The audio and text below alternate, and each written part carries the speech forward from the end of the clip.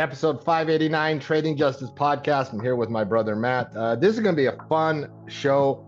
Matt and I are going to agree on many key points, and then we're going to throw out some scenarios where we might banter back and forth on this one. It was a massive week in the markets. It's going to be just epic fun. Like, as a trader, I'm just really looking forward to this. As a macro analyst, I'm really looking forward to this. But before we get going into any of that, I just want to promote Tackle Trading's Pro membership. I have the pleasure, Matt, of talking with coaching students as they're coming into the coaching program and, chit chat and have the bit. And I talked to 3 or 4 students this week, and all of them had the same thing. This is a delightful community to be a part of. It's a fantastic community. It is well worth the price of admission. We have fantastic products. We have fantastic coaches. Go to tackletrading.com, get started, sign up for that free trial, see what these very positive vibes are all about. Matt, I'm ready to get at it, but how are you doing first? Pleasantries as always.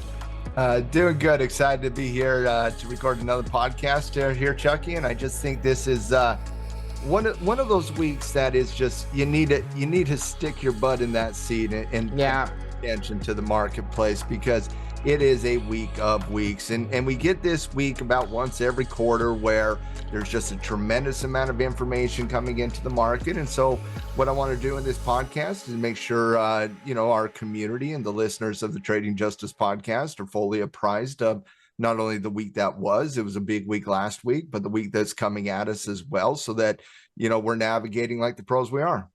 Yeah, absolutely. My final message to our community on Friday when I was talking to some of them was you spend an hour normally preparing on the weekend, spend 3 this weekend.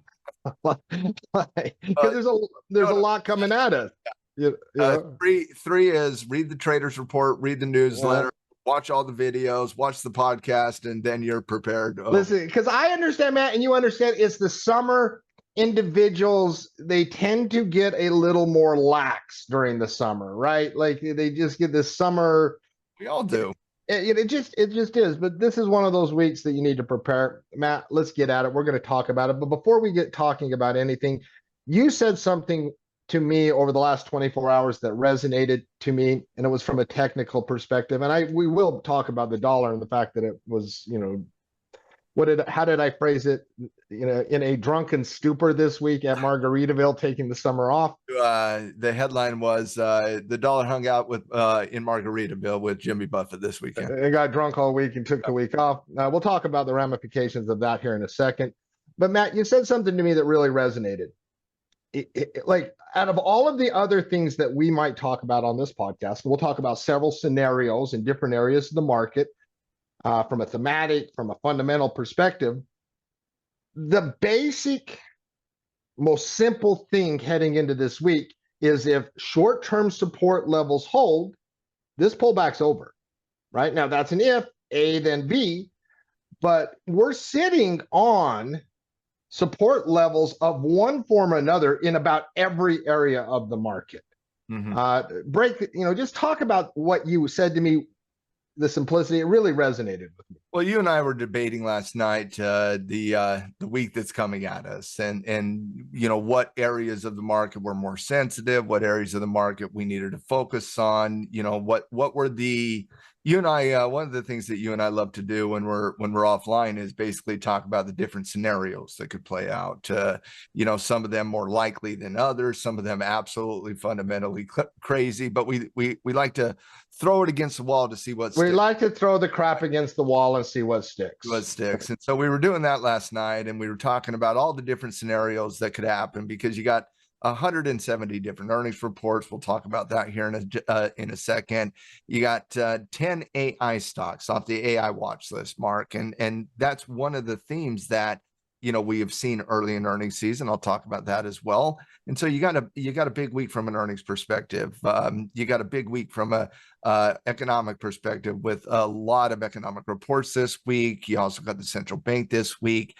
And so it's one of those weeks, week of weeks. It's a catalyst week. It's a decision week, however you want to categorize it. So last night we were just kind of discussing the entire lay of the land. And, I made a comment at the end of it. I said, well, at the end of the day, the number one question I have is none of those scenarios, because if those scenarios play out, I'll be able to see where the market's mind is really, really quickly, because we're in a unique situation right now where the last 3 months has been one of the AI tech trade, minus the earnings season so far, Mark.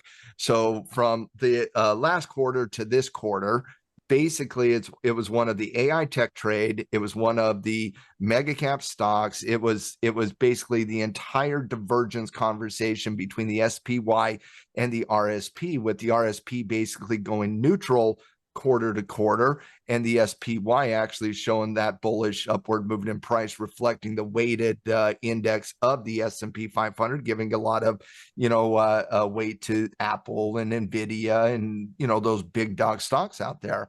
And so when I was looking at it from a pure technical perspective, I see a scenario this week, in one of the scenarios you and I were debating, where the market has the ability to, and it has for the last 3 weeks, when we're seeing the SPY down and RSP up, that's the improving of the divergence conversation. But when you're looking at the last time we did this, Mark, it was the earnings season that basically, reunited, recalibrated the market, got rid of that divergence situation.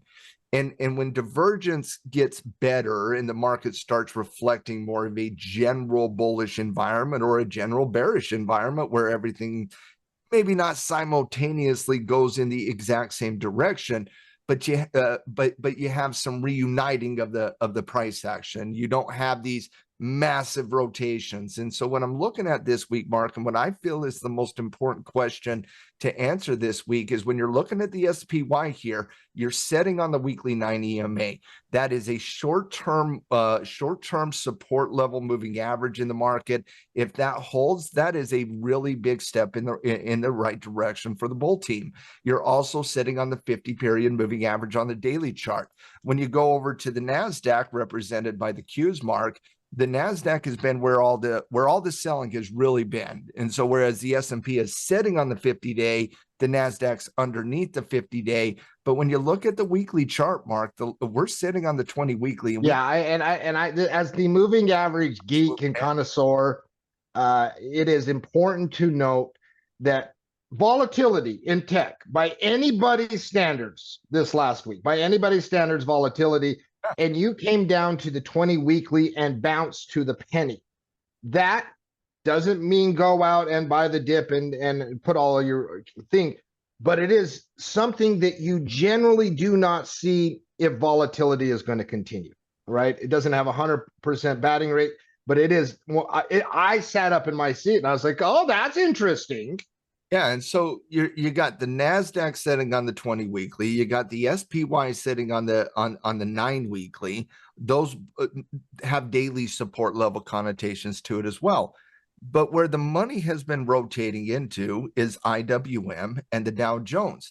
And what's interesting to me in the recalibration of the divergence between RSP and SPY, what's interesting to me is the divergence doesn't improve through trend analysis. It actually improves through pattern analysis. And you start to see a variety of different bullish patterns. And so, for example, I think this is a vitally important week. But let's say, hypothetically, Mark, we get through this week with the Fed announced monetary policy, all these really, really important earnings results coming to the market. And let's say we get through this week and we're holding those support levels, and we're holding the 9 EMA on the weekly chart on the SPY, and we're holding the 20 SMA on the Qs on the weekly chart. But then the Dow Jones doesn't give up the bullish trend, but actually continues to move back up into resistance, and IWM starts to break out. All of a sudden, you will be talking about, for the very first time in a very long time, a simultaneous situation where you look for bottoming actions in the NASDAQ and some of the aggressive areas of the market, whereas you're looking for momentum patterns in IWM and the Dow Jones, because of what the technical situation is. And so I feel like one of the most important things for us to understand by the end of this week are the patterns, i.e., is support holding? If support holds in this week, Mark, I'm willing to bet that the selling pressure we've been seeing over the last 3 weeks in the NASDAQ is coming to a short-term conclusion. Yeah, no, and obviously, as we break down the charts from a technical perspective throughout the week at Tackle Trading and recap them here on next week's podcast, watching these technical formations. And Matt, let me just, one of the things that the SPY and the broad markets have been very cooperative of for 2 years now, when they have pullbacks, is you don't have a lot of V's. The only real V that you had was a short-term V on a very obvious catalyst when Powell pivoted at the end of last year. Other pullbacks have been met with nice consolidation for multiple sessions, and then the expansion of markets have been very cooperative on the SPY, on the Qs in these scenarios for 2 straight years. No reason to think that they wouldn't again, because traders, and this is the public disclaimer, stop worrying about the V-shaped recovery, that you're going to miss it. Wait for pattern development. And this is kind of what you see. And this is something you talked about 2 podcasts ago, that the realignment, this type of scenario, as one of the scenarios that could play out in a realignment scenario. Well, I didn't say one of the scenarios. I said in all 3 scenarios, it is going to not in, but one of the 3 scenarios. Yeah. I said in all 3 scenarios, the divergence improves, is what I said. And that is what we have seen. Yeah, it was spot on. So yeah, it was spot on. So in the midst of this, as we're following these technical patterns, obviously we're going to have information come into the market that we can use to assess, our decisions on the strength and how we want to play along the way. And this last week, man, and give me the dollar chart, because I think, let's go. You led off with that as a currency, and you and I like to say, well, you say it, and I've stolen it from you, that currency tells the truth. What's the exact way, the phrase you use? I say a lot of things on the dollar, but you can manipulate any other index out there. You can manipulate even the commodity market out there. You cannot manipulate the dollar. It's $5.7 trillion, and not even Jamie Dimon has that money. Yeah, and so so in gamma squeezes and short-term option shenanigans and panic emotions, currencies tend to tell a story that is not distorted. And Matt, this last week on the economic front, we'll get into the earnings here in a second. On the economic front, we had a week with, some big reports, right? We had a GDP, probably the biggest narrative. And let's spend a second on this, was the GDP, right? Came in at 2.8%. And Matt, this past Wednesday, adding to the market volatility was William Dudley, former Fed official, who had been a hawk that was out there saying, yeah, I'm seeing a lot of economic weakness. The Fed needs to cut it now. And you've been hearing this chatter for weeks now out of different corners of the investing universe, bringing up the slowing growth. Some people throwing out the R word, right? Recession. And GDP comes at a very healthy number this week, Matt. It didn't shock you at all, did it? No, but I don't think we're going into a recession either, though. So, no, I wasn't shocked by the number, and I don't think anybody should be shocked by economic beats over the course of the next few months. I did think it was a really good number to kind of stave off that recessionary conversation that is seemingly, right underneath the surface in the market right now, that are having the conversation from a slowing growth perspective. But they can't outlandishly come out and have a recessionary conversation, because they would be laughed off the stage right now, given the fact that earnings are the best they've been in the last 3 years, coming in at 9.8% earnings growth right now.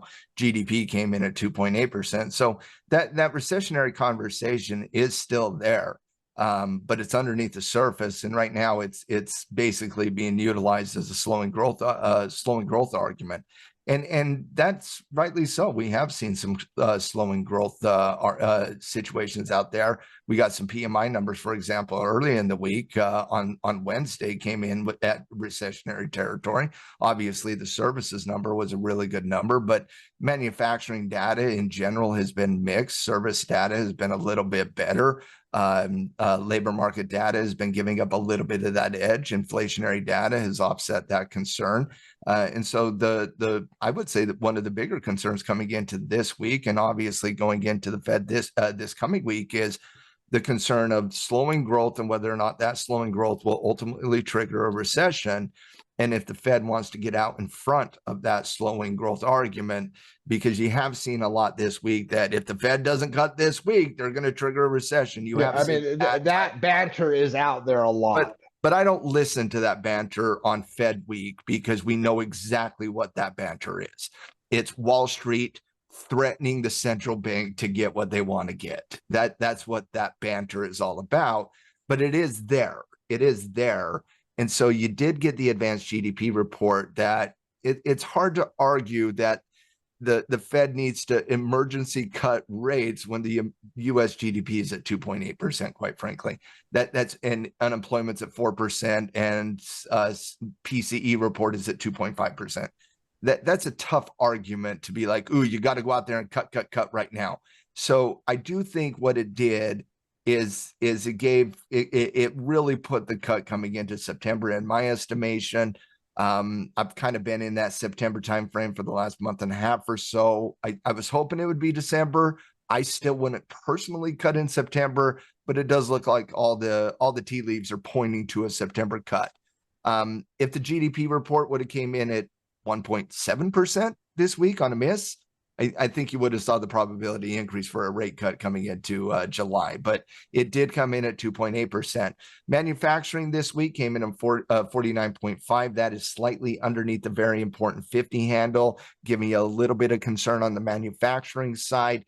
GDP did come in at 2.8%. One of the indexes within the GDP number, the advanced GDP price index, came in at 2.3% as well. And then core PCE price index, which I'll say for, I think, the 40th time here in the last few weeks or last few months, the core PCE price index is the preferred Fed gauge, but it's not the preferred market gauge when it comes to inflation. And so it was kind of a nothing burger, honestly, Mark. I read the number came in line. That's about as much as I cared about the number on Friday, because it didn't shock. It didn't change anything. It came in at 0.2. Expectation was 0.2. So a slight bump up on the month over month numbers and a slight bump up on some of the secondary numbers, but in general, about in line with where the market wanted to go. I would say, despite the sell-off we saw in the market, specifically in the aggressive areas of the market, it was a pretty good week from an economic perspective, sans the manufacturing miss on Wednesday. Regarding William Dudley, like, seriously, William Dudley, just from me to you, I don't care what you say any longer, and neither does most people in the marketplace. But it did add to market volatility on Wednesday. It did. But Mark, the only reason it did is because he said the quiet part out loud that we were all concerned about on the slowing growth side of the equation. And so he just kind of added fuel to the fire that was already there. I don't think what drives me absolutely crazy about Fed officials and former Fed officials that want to stick their little nose into the mud here, what drives me absolutely crazy about it is they don't add anything to the conversation. Dudley didn't enlighten anybody with his conversation. It just added fuel to the fire in an environment where the market is teetering on the slowing growth conversation. And so I don't know. I just kind of feel like William Dudley is trying to be a social justice warrior on Twitter these days. Well, it may be the case, but the dollar basically ignored the data this week, obviously setting up, and when I look at the dollar, I'm like, all right, because the dollar, a move here certainly has ramifications for commodities. We've seen commodities this week, outside of gold, continue downward pressure. This has been going on for a couple of weeks in the commodity complex, and downward pressure in commodities. What the dollar does here probably lets us know if commodities take another leg down or if bottoms are in this coming week. Would you agree with that statement? Yes. Yeah. Really, really, really big week. And I would suggest that if the dollar breaches 104 again, on one of many economic reports coming out, or earnings reports coming out this week. If the dollar breaches 104, my question to you is, what commodity is top of mind on the buy side of the equation? I'm underweight all of them. I'll be looking at, to be honest, everything except maybe oil. I'm not going to allow that. There's a lot of commodities. You got to give me okay. I'm already planning on adding to gold because I'm underweight gold. So I don't care what the dollar does. I'm adding to gold this week, right? If the dollar breaks 104, I probably will immediately add copper because I have zero exposure in copper. And I really have a long-term positive view of copper. Well, and I don't know when copper became a meme stock, but it has certainly acted like a meme stock in 2024. Right? Huge, gigantic moves up, huge, gigantic moves down. But I think copper is a sneaky AI third tier type trade in my view because of how it is used in different components. I do have China eventually launching a bazooka. Of course, I've had that happening for 18 months. So eventually I'm going to be right on that. But I like a good dip, Matt. And I like the technical levels that copper is coming into. And so if I see the dollar break, I'm just looking for an excuse, right? I'm looking for two. And that's why I asked the question, Mark, because when I'm looking at the commodity space and the dollar, I mean, if you tell me the dollar is going to break support this week, let's say that's a scenario that which is an absolute valid scenario that could happen this week. Well, of course it could. Let's say that occurs this week. Am I going to be looking to try to fight the good battle in silver this week that just broke a $29 support level? That is extremely important. That doesn't really have a slowing momentum component yet, necessarily, that just came out of a murder formation against the weekly chart. Probably not. No, that's more a 2-3 weeks from now conversation. Yeah, that's the copper conversation we're having now. Yeah. And the difference is copper is at its overextended scenario. You basically are kind of kissed off a major support level this week on both the daily time frame and the weekly time frame. On the daily chart, copper starting to slow down around that 200-day moving average. On the weekly chart, it's slowing down at the combination 50 and 200 weekly moving average.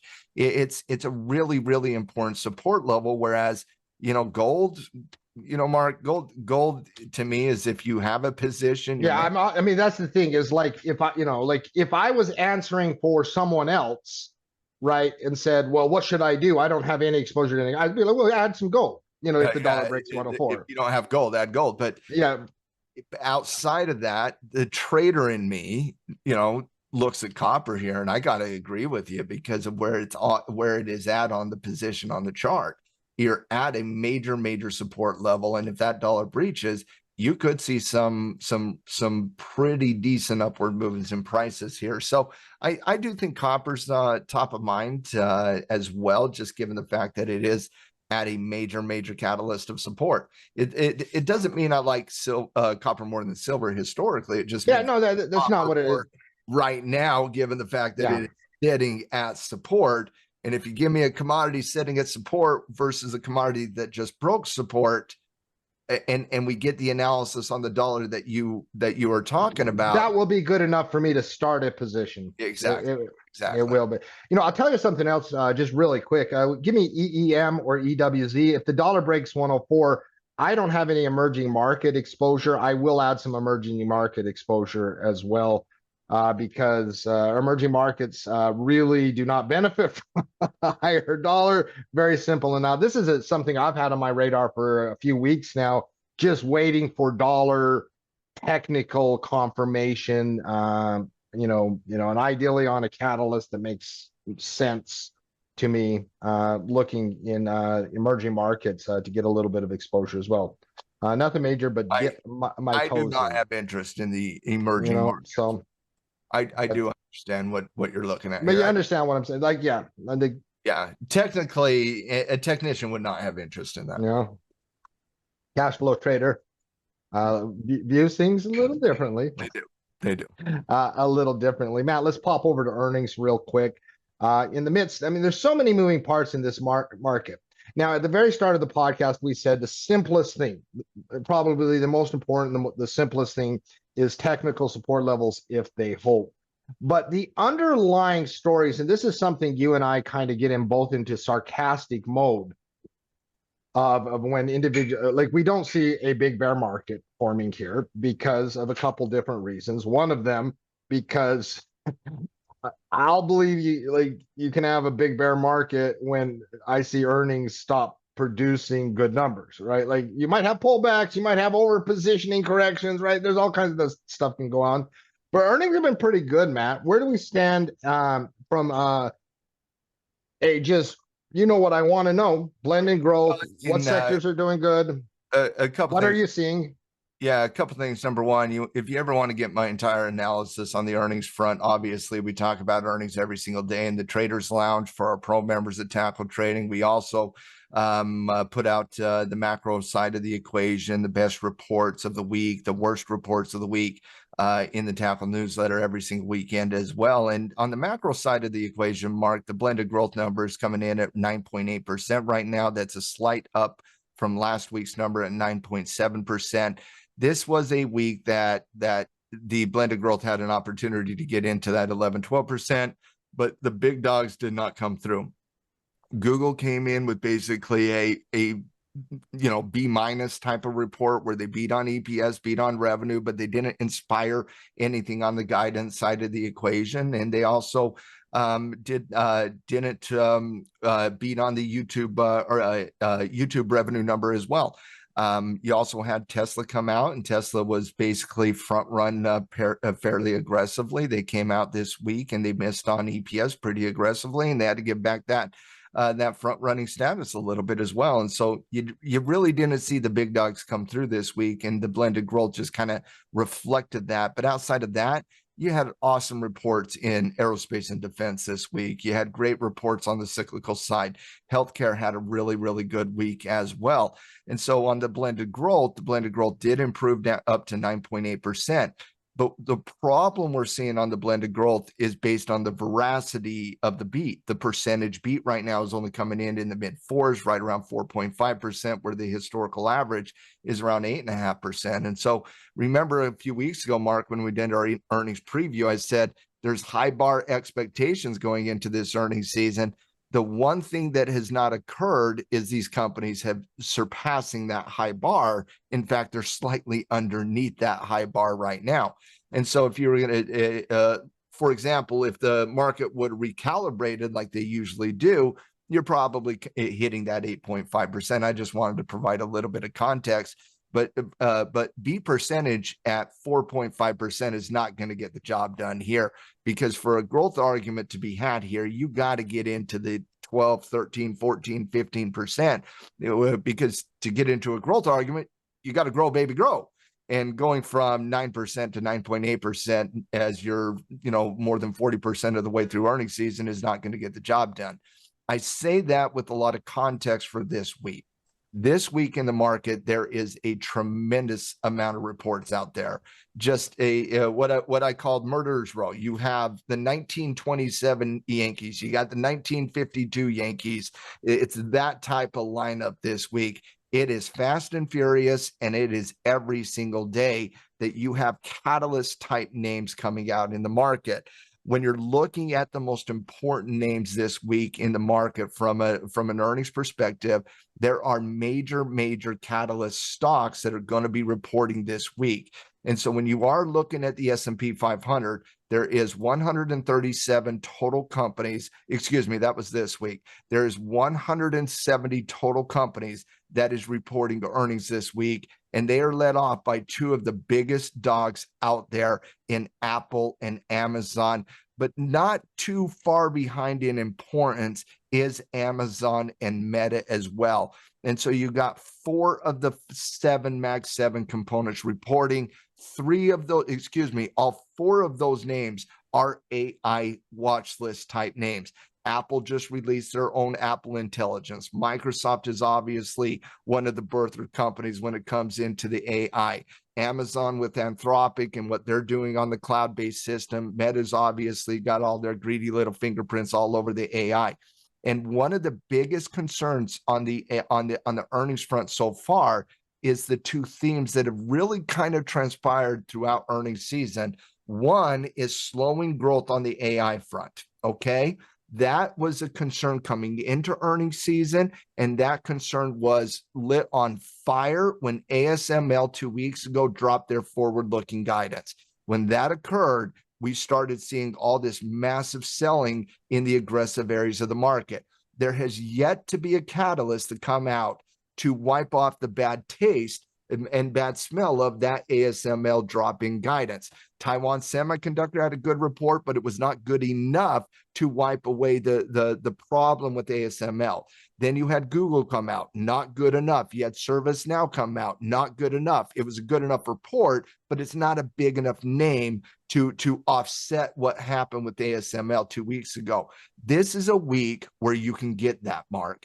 With the market, the NASDAQ sitting at a support level, not overextended in any capacity, you have major AI names coming out this week. There are 10 names off my AI watch list with leadership across the board that is reporting in the market this week. And so go ahead. Yeah, no, I was going to talk about this subject here in a few minutes, but let's talk about it now. Now, basically what you are asking for is something exciting. So many things in driving this bull market over the last going on, 18, 19 months, however you want to measure it, have been genuine, exciting things that companies have reported either on a raw number or a product perspective that have driven the AI narrative, right? Just CapEx spending and guidance updates. Yeah, genuinely exciting things that made even the most stodgy, grumpy investors sit back and say, huh, right? Like, so there's been this genuine excitement. And, in private conversations with you, and you just alluded to it. Well, you didn't allude, you directly stated it. But just to emphasize, ASML, when they came out with their earnings at the start of this earnings season, you have in private conversations to me, and you've publicly talked about it, but I want to emphasize, put a bad taste in investors' mouth. And you believe, and most likely correctly so, and people aren't talking about this out there, is that their lowering of guidance started a little effect that the market hasn't quite gotten over in the tech space yet. In the AI tech space, on the AI tech trade, one of the biggest concerns in the last 3 earnings seasons, and it's been well discussed by me and others going into every earnings season, is whether or not we're going to see the slowing growth in the first wave of the AI development. And that first wave is being driven by research and development spending, CapEx spending. It's the billions and billions and billions and billions of dollars that Meta and Amazon and Google and Microsoft and Apple are spending out there. And that spending goes to companies like ASML that basically has deals with NVIDIA, Taiwan Semiconductor to ship their large scale industrial, chip manufacturing equipment so that Taiwan Semiconductor can create the chips that NVIDIA purchases to put into their GPUs and AMD and so on and so forth. And so, and ASML is not it's an infrastructure play on the AI space, but Mark, there's been that concern for 3 quarters that eventually this spending is going to start slowing down. And when ASML dropped their guidance, that was an indication that the larger companies such as Taiwan Semiconductor and NVIDIA, AMD, they're not ordering as much infrastructure equipment. And thus, obviously, that's because NVIDIA is not getting as many orders from Google, and AMD is not getting as many orders from XYZ company. And so it's that trickle down impact, that downstream impact when it comes to the CapEx spending in the AI space. And so when ASML came out just a couple weeks ago and dropped their forward-looking guidance, a lot of people might think, well, Matt, why is a Dutch company, ASML, that hardly anybody talks about in the US markets, why did it have such a big impact? Because this is a massively important company when it comes to the AI conversation. And it has that downstream. And Matt, it came first. And it came first. It was the first one. Most likely, if they would have came out, just reaffirmed On guidance August 3rd. it would have been a non-story. It would have been an absolute non-story. But when they came first and they were right in front of Taiwan Semiconductor, and Taiwan Semiconductor had already provided guidance from 2 weeks before, there was nothing else there. It was a vacuum of information. And so that was really kind of the Matt, catalyst. when you think about it, the rotation trade started a few days earlier.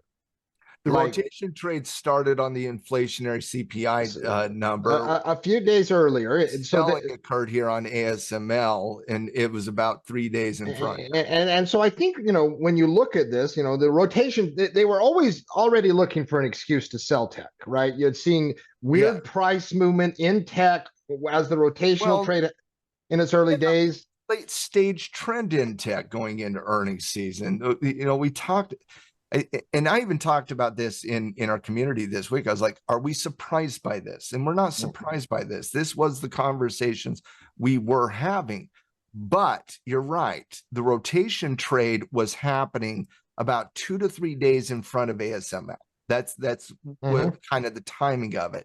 The ASML report threw a lot of gasoline on that. Yes.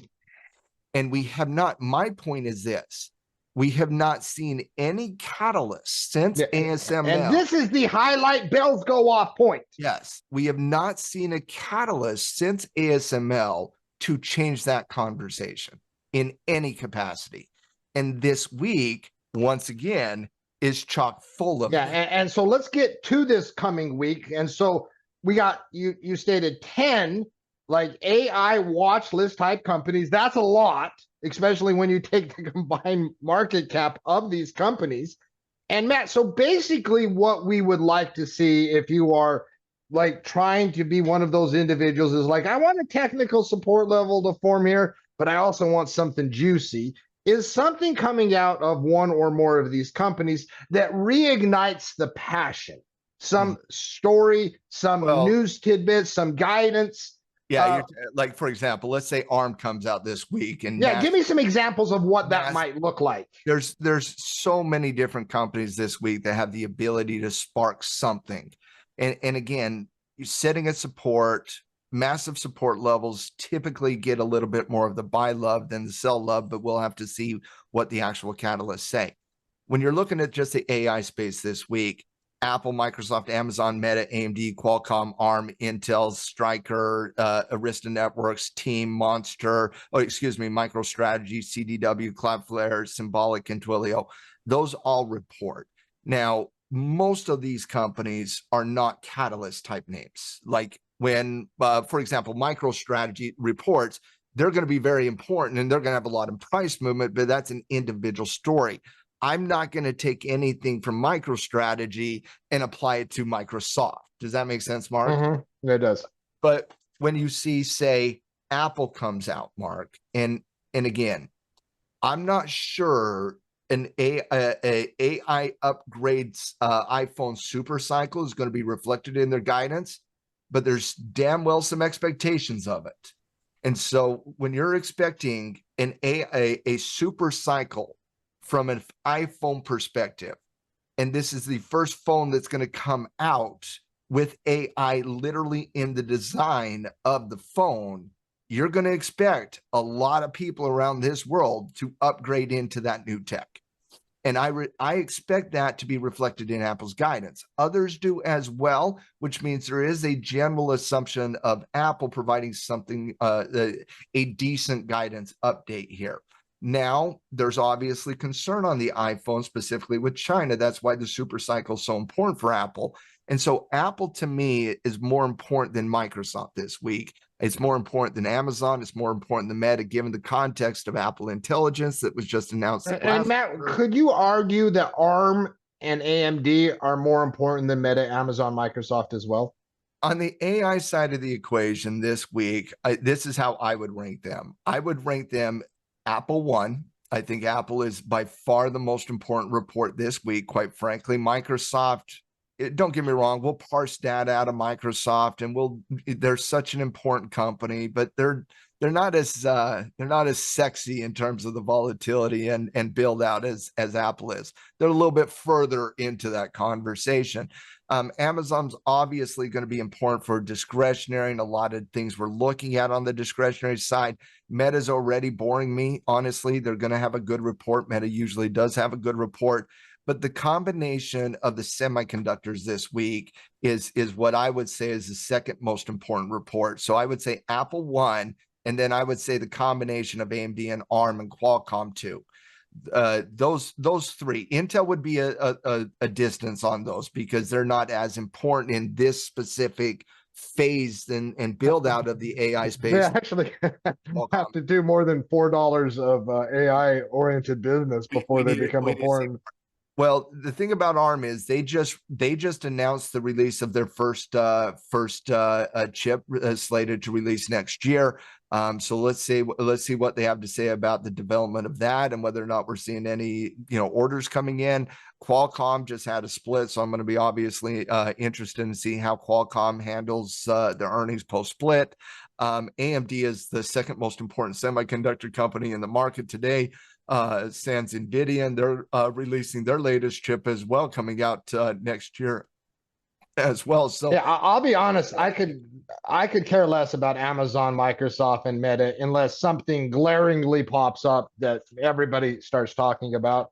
I want to know what those semiconductor companies guide. I that's like, I want to know where they guide. Looking for a catalyst. It's it's the semiconductors that have been selling. Right, the semiconductors led the charge up. The semiconductors led the charge down. The semis have been like, let you know where the that's been the trend within the trend within the trend, right? Yeah. Now, outside of those names, Mark, on the earnings side of the equation, the first theme that really had developed in earnings is that AI theme of slowing growth that we have not dispelled yet, right? And we've already had that conversation. The second theme that obviously was starting before earnings season, but has started to pick up post earnings season beginning, is the rotation trade. The rotation trade from those areas such as, technology, communications into the left behind markets. And let's not forget about the left behind markets this week, Mark. I think the most important question is whether or not the NASDAQ holds support after this week of catalyst. I think that's the most important question. But secondarily, a lot of where the new money is flowing into is Dow Jones components, as well as IWM and small cap areas of the market. And there is a tremendous amount out there as well. McDonald's on Monday, that kind of fits that ballpark. Starbucks on Tuesday. Let's see if they can remove the terrible taste of their previous earnings report. You also have Pfizer. Healthcare's had a really good moment recently. Pfizer is reporting, and Pfizer's coming off the low point there. Corning, Caesars, all kind of cyclical names. Boeing, a cyclical name. You just have a tremendous amount of influence out there this week from an overall earnings perspective. And so the two themes we're seeing from an earnings, big cap X mega cap slowdown. Let's see if that gets confirmed or dispelled this week. Second, on the rotationary trade, does the earnings environment support the rotationary trade, or does it give a little bit of cold water on that rotationary trade? I think that's the second most important question as we navigate this week in earnings.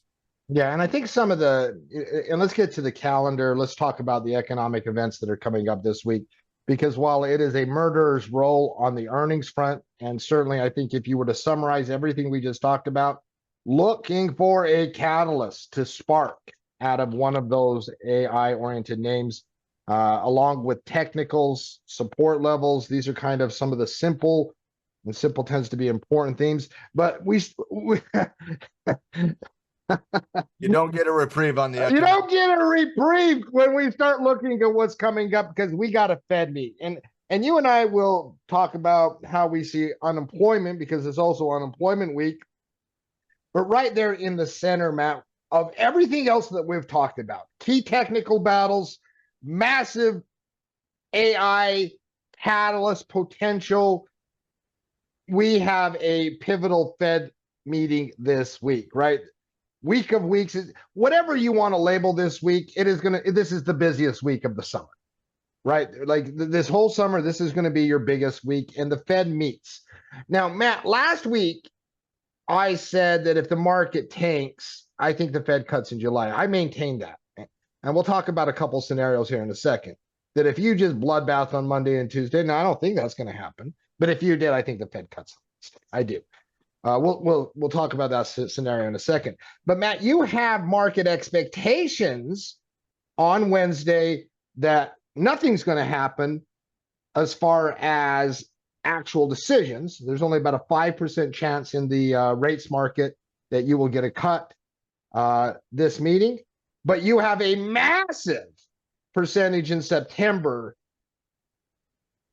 that a cut's coming by that point, if not two cuts.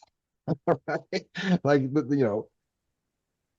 talk about the Fed meeting, talk about some scenarios. Let's have just a discussion back and forth with you. Lead off some of your thoughts on the Fed this week. I personally don't believe the Fed should cut this week, and I don't think they're going to cut this week. The ultimate question, and I think that's where the majority of the people are, is yes, absolutely, 100%. Cut this week. I think it's 89 versus 11% right now. 89% believes the cut will start in basically September. 11% believe the cut will start in July. 6% believe it's going to start in July, and then the rest think they're going to get more than just one or two cuts by September. And so everybody's on the cut. Everybody's on the cut. There's no debate on whether or not they are going to cut. The path of policy has been clarified over the last 3-4 weeks, and so there's not a lot of shock in the actual statement this week if they don't cut, which I think is by far the base case. The open question that I have on the central bank is how transparent are they going to be in whether or not they state they're going to start the cutting in September, or whether or not they take the European approach from 2 weeks ago, where Europe basically, they might as well have said they're cutting in September, but they did leave the door open, utilizing the data watching type language, right? That we are very comfortable and used to in the United States. And so the Fed will remain data dependent, right? Like, but without, yes. I personally believe that the central bank is gonna walk that fine line. They're gonna walk that fine line, and they're gonna get close to actually, solidifying the September conversation. But the Fed I know, and this J. Powell version of the Fed I know, will always leave themselves an open door to get out from underneath anything. And so I think they are going to stop short of stating that they are going to specifically start in September, and thus leave the door open a little bit. And while they leave the door open a little bit, that probably allows a little bit of volatility to sneak in. All right, I'm going to outline a couple scenarios here, right? Mm-hmm. Some scenarios. But before I do, Matt, you have put forth in the newsletter, and you've talked with me and you've talked with our community about your base case of what you see coming up here, right? In the totality. So we got all of this earnings. We got these technical information, what we have heading into the week. We know we have a big economic week. What is your base case coming into this time period? And assign a percentage. I like when you assign percentages. It's a tough one, honestly, to set lines on this one, because you could see a lot of different scenarios playing out this week. There's I promise whatever you're about to say, I'm going to say some more outlandish shit here in a minute. So I guarantee it. You know me, though. I like to, analytical types, I'm just saying, like, you can see a lot of scenarios this week, but I would suggest my base case is the Q's holding. I think the Qs hold throughout this week. I think Apple does come through. I think you'll have mixed data coming out of the semiconductors, but I think at the end of the day, Microsoft reigns supreme. Meta is going to have a good report. Apple's going to come through, and I think that's enough to hold support in the NASDAQ. I also don't believe that automatically, if the selling stops happening, in the NASDAQ. I do not believe that all of a sudden kills the rotationary trade. No, because like I said, several minutes ago, markets have been very cooperative on bottoming to trade sideways for several weeks, right? Which my base case is stabilization in tech while the rotationary trade slows down but continues. But takes a leg up. But I do believe we have one more leg in the rotationary trade, and I believe in that leg of the rotationary trade, you'll see stabilization in tech. Once the rotationary trade gets overextended, you'll start to see tech start flowing again. That is a totally reasonable base scenario. And if you were a betting person, that's not a bad way. I would not assign any probability above 50% right now. Yeah. So, but that's a totally reasonable scenario. All right, let me throw some curveballs here. I have that at 40%, by the way. Let me throw some curveball scenarios here. Okay. Now, and tell me if you agree or see. All right. And most of the scenarios I have involved with Fed communication. Let's say these outliers are right and the Fed actually cuts on Wednesday. Is that necessarily a good thing? Or is it a total wild card? Traditionally cuts are seen as negative. I know economically they're seen as positive to a lot of people, but they are seen as negative to by the market, because if the Fed is cutting, it's usually seen as a sign of weakness economically. And so usually cuts get sold. They just do. When the market traditionally bottoms out is when they basically get down into the bottom end of their cut cycle, and then you start to see the market bottom out in that. I do not believe you can apply the historical probability of the market cycle as due to the central bank, which has been accurate since 1913. I don't think you can apply it in this environment. And the reason I say that is I think inflation has changed the conversation. I think modern monetary theory has changed the conversation as well. And so in terms of whether or not how the market's going to behave in terms of if the Fed cuts, I would say traditionally, once again, it would be a sell. But if the rationale is explained by the market, because messaging is so important, politically is so important, economically is so important, market-wise is so important, messaging is absolutely everything. And if the messaging is the economy is strong and we are simply reducing the interest rate to leave the restrictive territory, the market will not see that as a net negative. But if the rationale and reasoning is message from a economic weakness perspective, the market may buy it in the short term, but eventually I believe it turns on it and it sells the data, because economically that will be seen as weakness. So it really depends on the cut mark, because it would, in my estimation, be a shocking cut. If the cut is described as the economy is so good that we can now reduce, and inflation has came out of the equation, that we can reduce the restrictive territory without having the concern of double dip, triple dip, quadruple dip inflation, then they can navigate that.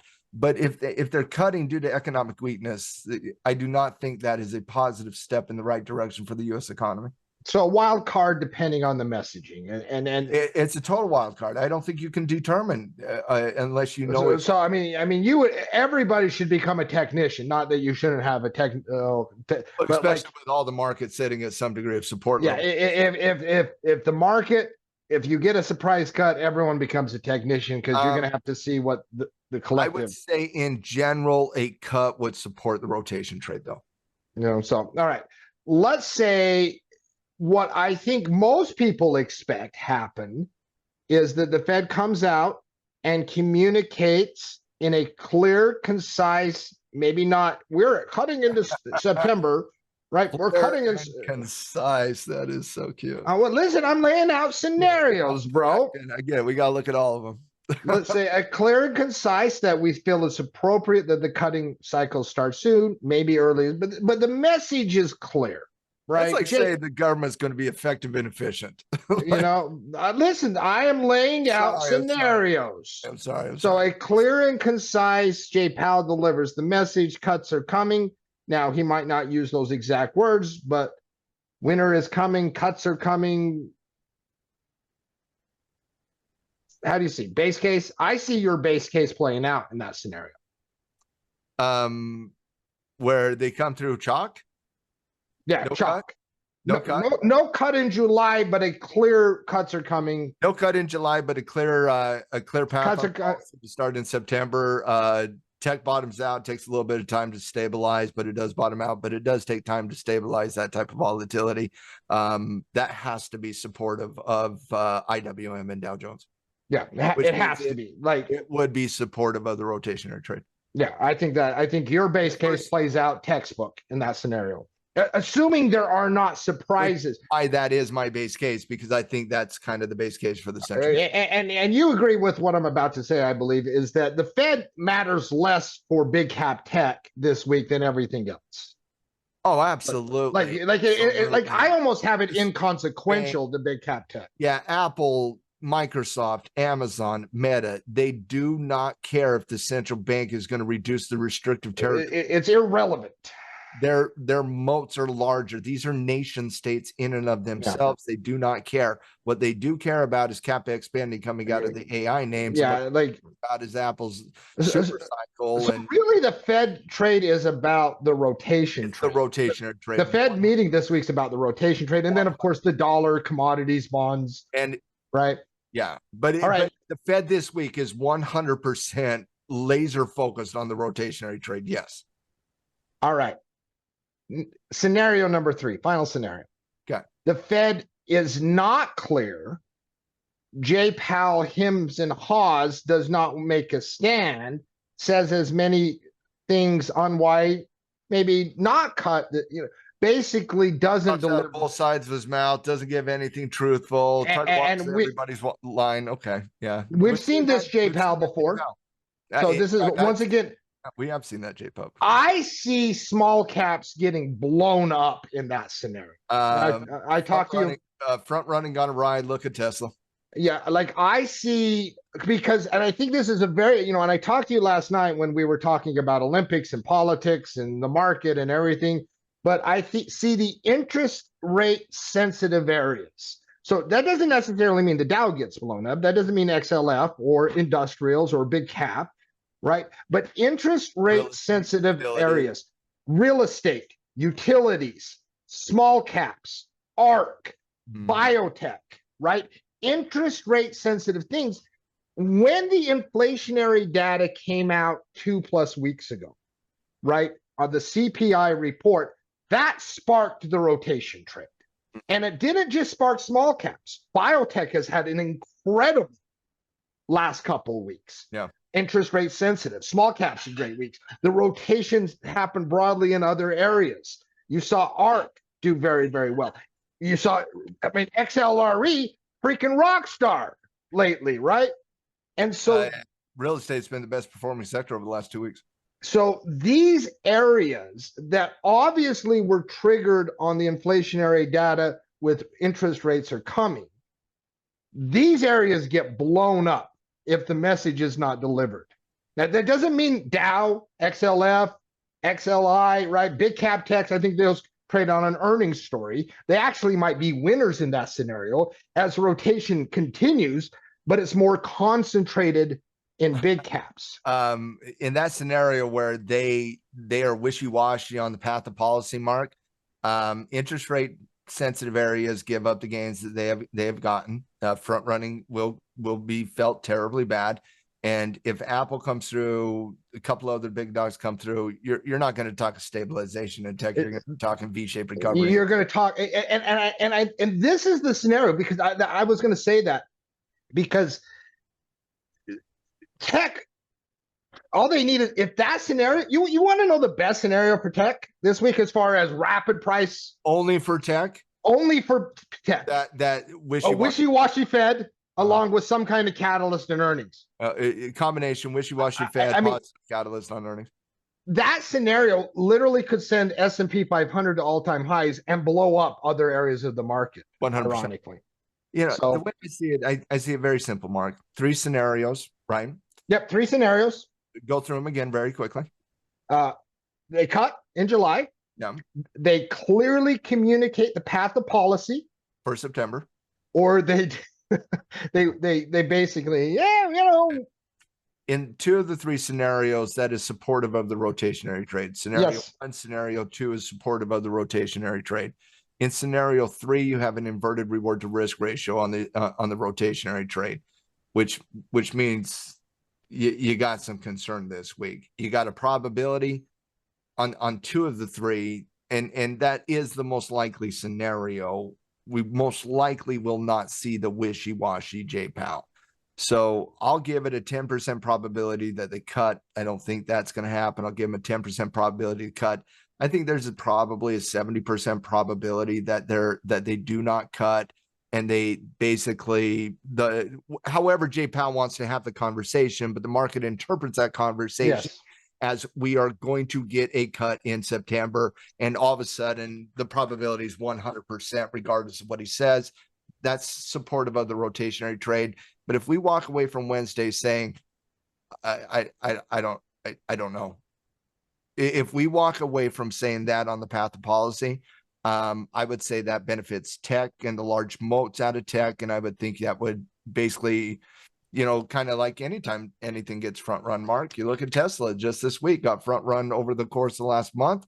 They had an earnings result, had to give back a lot of that gain. I think you would see the IWM. I think you would see Dow Jones. I think you would see ARK and all the other interest rate sensitive areas. I think it's a low probability, but you certainly have to concern yourself with it. Yeah, no, and especially because when you dive into this, and this will be my final thought on the Fed, and then I have a couple other things to talk about.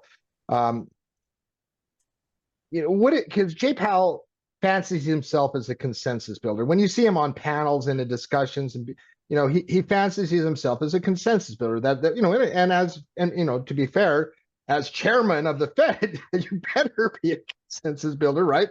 What if he doesn't have consensus, right? And he has to deliver a wishy-washy message because there are individuals that just say, I'm not getting involved before the election. I'm not signing off. Right. I get that. I get that. I laugh a little bit because I see the Fed as a political organization, even though they're non-political. The reason I say that is what if they have dissent? What if the Democrats had dissent? What if the Republicans had dissent? Good luck with dissent 3 months in front of one of the most important elections out there. I don't see dissent happening here. I think Jay Powell is going to try his best to get a unified message coming out of the central bank. But in the scenario where he doesn't, Mark, then you're talking about the wishy-washy Jay Powell. You're talking about the lack of confidence, Jay Powell. You're talking about the lack of clarification on the path of policy. And that specifically would go into the third scenario where you don't have the cut in July. You don't have the guarantee of the cut starting in September. And you would have to see the big cap. You would see big cap outperform. You'd see the rotation trade get blasted in that environment. So I would say that is what would happen to lead to scenario 3 would be a dissented central bank on the announcement this week. I don't think that's going to happen. That's not how I'm personally positioned, but I do have. What do I do in my portfolio if that does play out? Right. Most of the central bank has some concern on the economic side of the equation, and most of the central bank knows full well that the central bank front runs all these economic conversations. The market is obviously sensitive to the economic slowing growth argument. Obviously, the U.S. economy hasn't felt that, but the market's always thinking about 6 months from now. The Fed's always thinking about 6 months from now. And so there's a lot of scenarios that could play out, but most of the scenarios lead to the 3 outcomes we've already discussed. So it's going to be fun to break that down. 2 other things to talk about. First of all, we got a lot of economic data this week. Now, you and I had a debate last night on the importance of that data relative to the Fed. Like, for me, like, and I'm a macro geek like you, right? But like, I haven't spent very much time thinking about, like, that's a lot of red, right, on the calendar. And usually we make fun of all the red. There's a lot of important red on this. Yeah, this is, especially with unemployment. I mean, you think about Dudley and his comments this last week. They were focused on unemployment. His concerns were that the unemployment thing spirals and then the Fed's behind and they can't catch up, right? Mm-hmm. Which all of a sudden unemployment week but if the Fed is clearly communicative of a cut, like, if the unemployment report comes hot, who cares? The Fed says they're going to cut. Like, I guess that's where my head's at on economic data. Now, if they are wishy-washy, oh my gosh, every economic report is the most important report in the history of the world. I don't think they're going to come out and just state they're cutting in September. I don't believe that. I think it's going to mostly resemble what Europe did, where wink, wink, yes. Yes, but they're going to stop short of actually making the statement we're cutting in September. Because if you're going to cut in September, why wouldn't you just cut in July? Like, okay. But so I think they're going to stop short of that, Mark. And because of that, I still think we have to data watch. Well, if they stop short, economic reports will be market movers in all areas of the market. So I think they have to stop short. They still have transitory on their breath. Yeah. All right. I like wrapping up the podcast. It's been a fun hour. Gotta talk Bitcoin. You have the largest conference, and we're going to have to do an extended segment on this sometime coming up when we don't have 8 billion things going on in the market. But Matt, Bitcoin has this really interesting vibe to it right now. It does. Like, it's not technical. It is at the heart of politics. Like, when you have President Trump, who is ahead in the polls, talking about potentially adding to the reserves Bitcoin at the Bitcoin conference this week, that is a significant milestone, whether or not it ever happens. The fact that it would be floated as an idea, Bitcoin's come a long way in 10 years, hasn't it? Yes, it has. I was fascinated with the Bitcoin conference this weekend. It's obviously we've been watching it from afar, but you had RFK give a speech yesterday at the Bitcoin conference, and he made the statement that if elected president, that he would be purchasing Bitcoin as a reserve asset. He then went on to apparently make an announcement for President Trump. I was dying laughing. I'm like, I'm sure Trump loves the fact that RFK is trying to steal his thunder right now. But apparently Trump later on today is going to be announcing, we're recording on Saturday, we'll release on Sunday, but on Saturday, it does look like Trump's going to announce that he's going to, under his administration, that they would be proposing purchasing Bitcoin as a reserve asset class itself. Kamala Harris is also slated to give some thoughts at the Bitcoin conference, and actually that's not true. She's not attending. There was discussions that she was going to be there. There were discussions, but she hasn't formulated an official stance on Bitcoin. That's politically savvy of her not to show up at that conference, because she would have been booed. You're not ready to make the announcement that we will use this as yes, if you show up at that conference, your message needs to be, no, I love Bitcoin more. Kamala needs to give me a call, because I gotta inform her that might not be your demographic at the Bitcoin conference there. But I found it fascinating that 2 presidential candidates are talking about utilizing Bitcoin as a reserve. Fascinating. Now, mind you, we're in political season and politicians promise everything to everybody. Mm-hmm. And that certainly is happening to some extent here. I also heard RFK give an interview where he basically said, yeah, I'm a big supporter of Bitcoin. I have nearly all my assets. All my net worth is in Bitcoin. You're a Kennedy. All your assets, brother. You got old money. That old money might have flowed a little bit into new money, but I just I found it fascinating, Mark. And if the U.S. is going to embrace Bitcoin as a reserve, I find that conversation to be fascinating. And to some people, they might hear that and say, "Oh my God, that is so good. That's so amazing. That's beautiful. Oh my goodness!" Right? They might have that instinct. I'm just going to say this. Why I fell in love with Bitcoin 10 years ago was because of the uniqueness of the fact that the government had nothing to do with it. And it was the people's currency. And all of a sudden, I see thousands and thousands of people cheering on government intervention and government regulatory behavior. And I actually heard people started saying, why don't the government just buy it all? So you want a regulated currency now? Like doesn't eventually the government getting involved so much, doesn't that actually become a negative?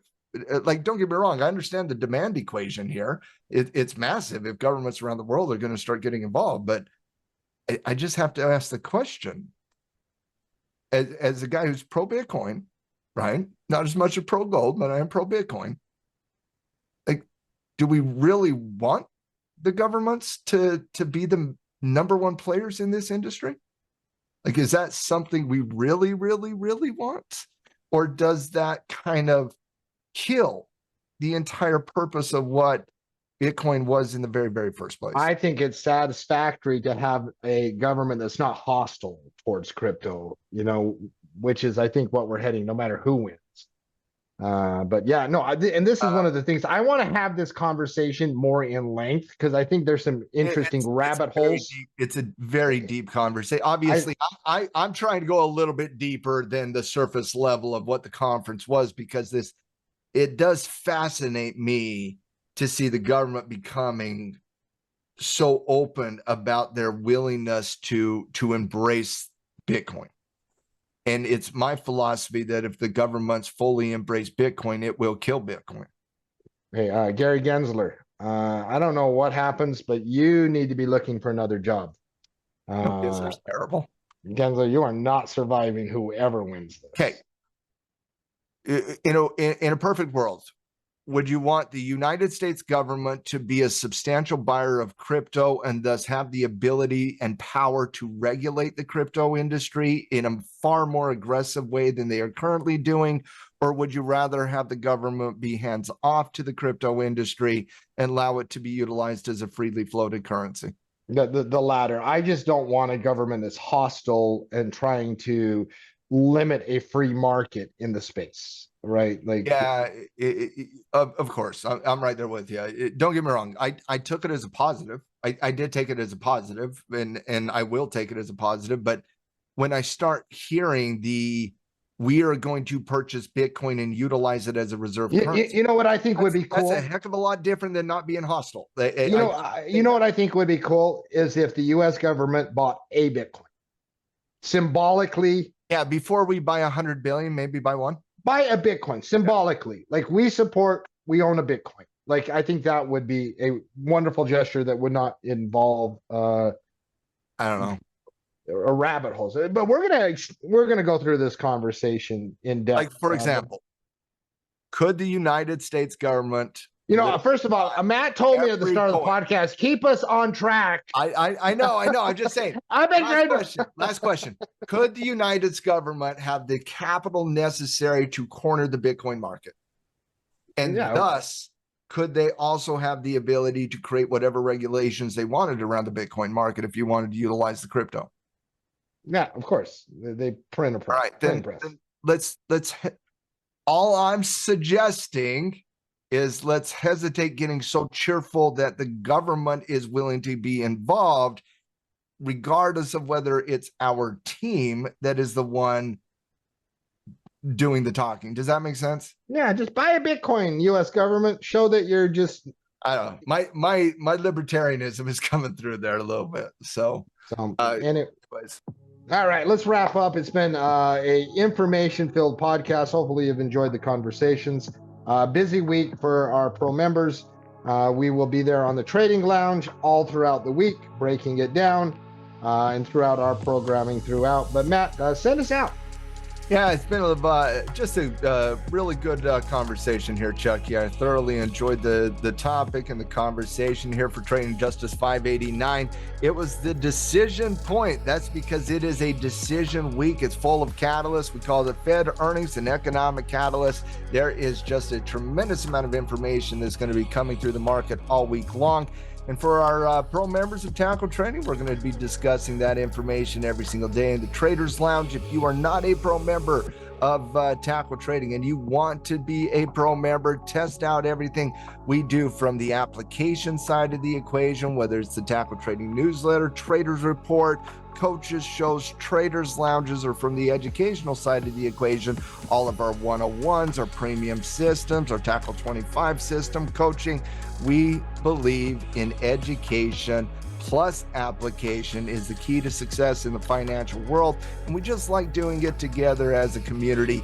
Hashtag Team Tackle, everybody. And if you want to be a part of that amazing community, tackletrading.com. You can sign up for a free 15-day trial to come out and test out everything we do with our pro member community. And with that said, if you love the podcast, best way to support the podcast, give us a nice little like and share. And with that said, I hope everybody has a truly wonderful, wonderful, wonderful week.